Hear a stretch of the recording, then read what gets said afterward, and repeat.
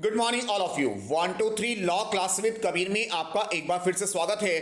तो आज हम बात कर रहे हैं जूरिस्प्रूडेंस के लेसन नंबर 9 के बारे में, जिसमें मैं आपको बहुत ही महत्वपूर्ण दीर्घ उत्तरीय प्रश्न बहुत ही सरलता से याद करवाने वाला हूं। तो प्रश्न है मेरे पास, विधि शास्त्र विधि का नेत्र है या विधि नेत्र है ज्ञान का, इसे स्पष्ट कीजिए। ये बहुत ही इंपॉर्टेंट क्वेश्चन है जो आपके आने वाली परीक्षाओं में निश्चित रूप से आएगा। और आइए, इसके लिए मैंने एक छोटी सी पोयम तैयार की है और इस पोयम के माध्यम से मैं आपको एक लॉन्ग क्वेश्चन बहुत ही सरलता के साथ याद करवाने जा रहा हूं। तो आइए पोयम को शुरू करते हैं। विधि नेत्र है ज्ञान का, विधि नेत्र है ज्ञान का, क्यों हो गए गंभीर। विधि नेत्र है ज्ञान का, क्यों हो गए गंभीर। विधि है सबके काम की, विधि है सबके काम की, नए नए आयाम की। समाज में परिवर्तन होते हैं, समाज में परिवर्तन होते हैं, सारे संशोधन बताएंगे। हरियाणा के भजनलाल का केस भी दोहराएंगे, हरियाणा के भजनलाल का केस भी दोहराएंगे। न्यायाधीश पंडियन कह गए, न्यायाधीश पंडियन कह गए, जनता का पैसा भजन बाबू ऐसे ना हजम कर पाएंगे। देश को रखेंगे सबसे ऊपर, तभी झंडा फहराएंगे। तो इस पोयम को आइए अब डिटेल में समझ लेते हैं। विधि नेत्र है ज्ञान का, तो विधि का मतलब यहां पर कानून से है, और विधि किस तरह से बनाई गई है, किन बातों को ध्यान में रखकर बनाई गई है, और उसको किस तरह से समय समय परिवर्तन किया जाना है, ये सब विधि शास्त्र हमें सिखाता है।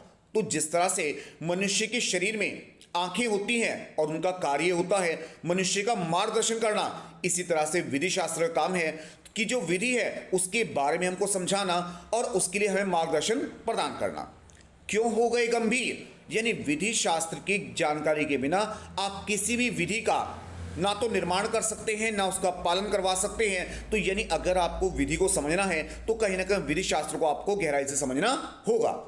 विधि है सबके काम की, तो यहां पर हम लिखेंगे कि विधि यानी जो कानून है वो किस किस के काम आता है। जैसे हम कहें वकीलों के, न्यायाधीशों के, विधायकों के, आम नागरिकों के, गणितज्ञों के, विशेषज्ञों के, विद्यार्थियों के। जी हाँ, बिल्कुल विद्यार्थियों के भी बड़े काम का है, क्योंकि अगर आपको कानून की जानकारी होगी तभी आप सही गलत का फैसला सरलता से कर सकते हैं, और अगर आपके साथ कोई गलत कर रहा है तो उससे आप अपना बचाव भी कर सकते हैं।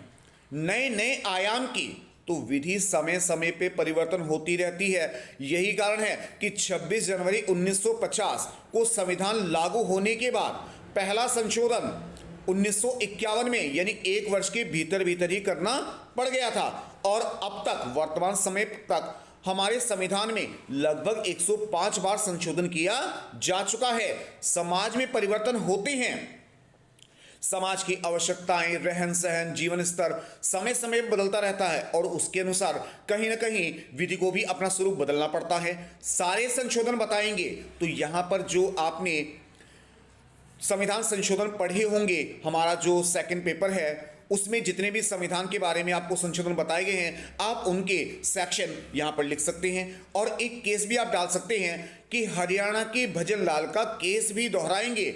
इसका निर्णय न्यायाधीश पंडियन ने दिया था, और उन्होंने क्या जजमेंट दिया वो मैं आपको बता रहा हूं। न्यायाधीश पंडियन कह गए, जनता का पैसा भजन बाबू ऐसे ना हजम कर पाएंगे। यानी कोई भी मंत्री हो, अधिकारी हो, वह जनता के टैक्स के रूप में प्राप्त जो पैसा होता है सरकार के पास, उसे बेवजह या अपने निजी कार्यों के लिए इस्तेमाल नहीं किया जा सकता। देश को रखेंगे सबसे ऊपर, यानी संविधान हमारे देश में सबसे ऊपर है, उससे ऊपर कोई भी मंत्री, कोई भी अधिकारी बाहर निकल के यानी कि संविधान के कायदे कानून के बाहर कार्य नहीं कर सकता, तभी आप झंडा फहराएंगे।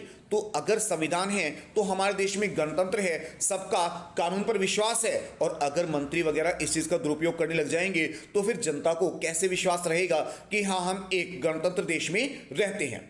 तो आइए एक बार इस पोयम को दोबारा से दोहरा लेते हैं। विधि नेत्र है ज्ञान का, विधि नेत्र है ज्ञान का, क्यों हो गए गंभीर। विधि है सबके काम की, नए नए आयाम की। समाज में परिवर्तन होते हैं, सारे संशोधन बताएंगे। हरियाणा के भजनलाल का केस भी दोहराएंगे। न्यायाधीश पंडियन कह गए, जनता का पैसा भजन बाबू ऐसे ना हजम कर पाएंगे। देश को रखेंगे सबसे ऊपर, तभी झंडा फहराएंगे। अगर आपको मेरा पढ़ाया अच्छा लगे तो मेरे चैनल को लाइक करें, शेयर करें, सब्सक्राइब करें। 1 2 3 law class with Kabir. Thank you.